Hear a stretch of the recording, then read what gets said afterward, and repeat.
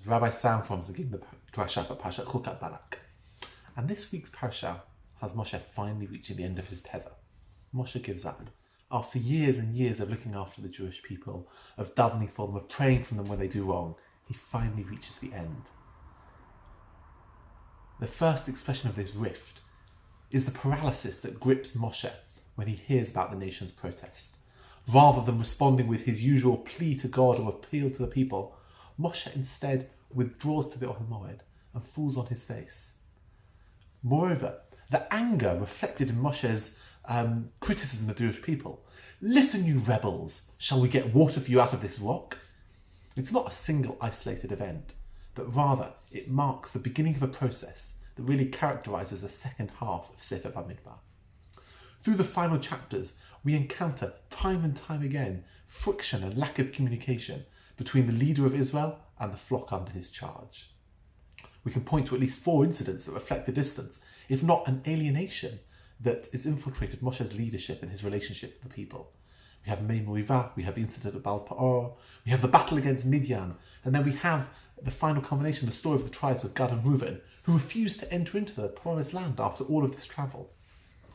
Such radical changes really give us pause for thought and pose the question, what is this transformation that's occurred? And what is its roots?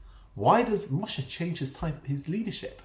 Why now does he begin preaching and scolding as opposed to davening and coaching and leading? Now, Mei Moriva marks the transition of generations. We no longer find ourselves in the first generation, the generation of the Exodus, the ones who left Egypt, but rather we're in the next generation. These are the ones who are raised in the desert. These are the ones whose parents have died and been buried, and their children have taken their places. Sefer Bamidbar can in fact be divided into 2 sections. The first half, which deals with the first generation that never earned entry into the land after the sin of the spies, and the second half, which tells of the second generation, whose members are now prepared to settle the land. And in between these 2 halves stands the section of the Para Aduma, the red heifer. And at first glance, it's a weird placement. This topic seems to bear no relevance to Sefer Bamidbar, and in halachic terms, it's probably better placed in Sefer Vayikra. And even more, Chazal actually state that this halacha was transmitted on the day when the Mishkan was consecrated after the deaths of Nadav and Avihu. So even chronologically it precedes the sections of the Torah in which it's embedded.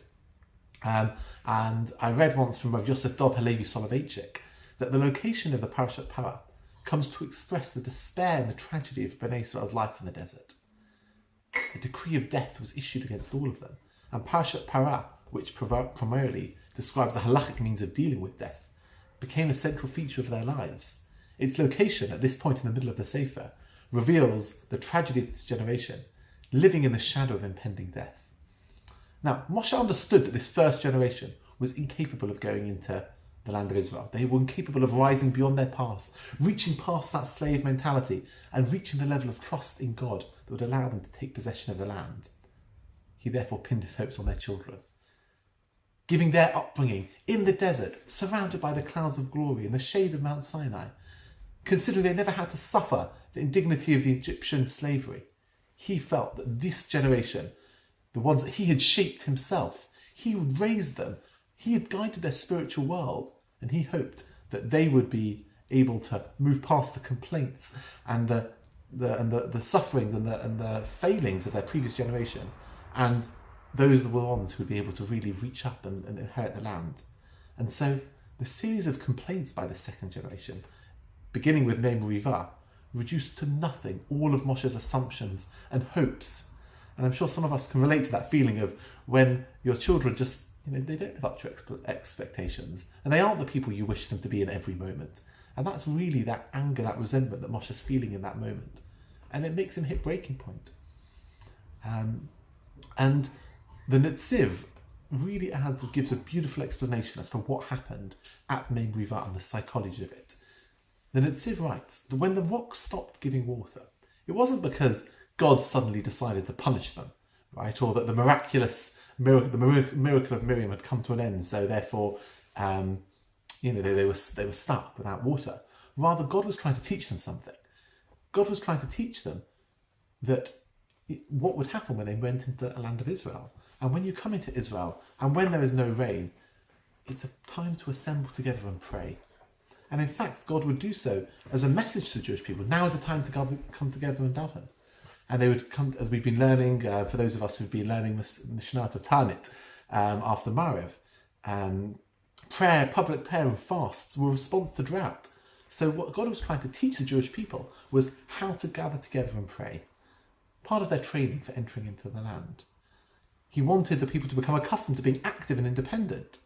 And here the failure is striking. The people were expected to be mature and to pray together, and they failed to do this. And Moshe wasn't able to see that this was the task at hand. That was his challenge, to teach them how to do that. Instead, Moshe pushes back at them. Moshe despairs, he gives up. And instead, he, in a fit of anger, hits the rock, says, I'm going to just do it for you.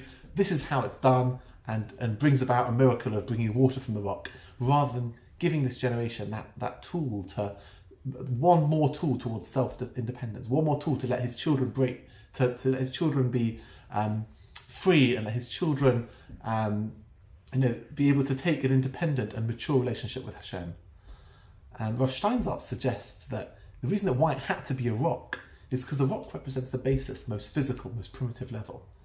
Moshe was a man who was unable to speak to the rock. Moshe was a man who could argue with Pharaoh. Moshe was a man who could speak panim el panim, face to face with God. But Moshe wasn't a man to speak to a rock.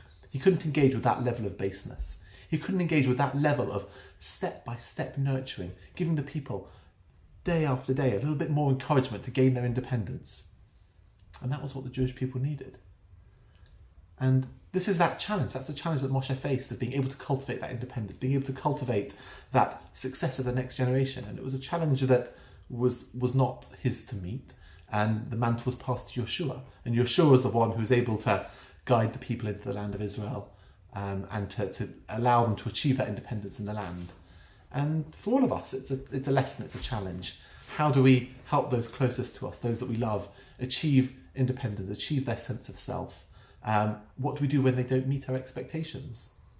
What do they do when, they don't live up to the high ideals that we've set for them? Is it an opportunity what can we teach them in that moment? How can we help them grow?